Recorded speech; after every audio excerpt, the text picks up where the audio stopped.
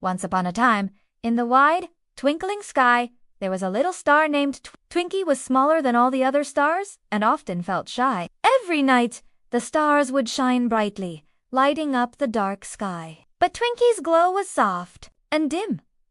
Twinkie had a big dream to shine brighter and help guide lost travelers at night. I may be small, Twinkie whispered, but I want to help. One night, a little bird got lost flying home. The moon was hidden behind clouds, and the big stars were too far away. Twinkie saw the bird and began to shine with all its heart. Bit by bit, Twinkie's light grew stronger, and the bird saw the glow and followed it safely back to its nest.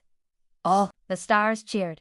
Twinkie, you are a true star, they said. From that night on, Twinkie glowed with confidence and happiness.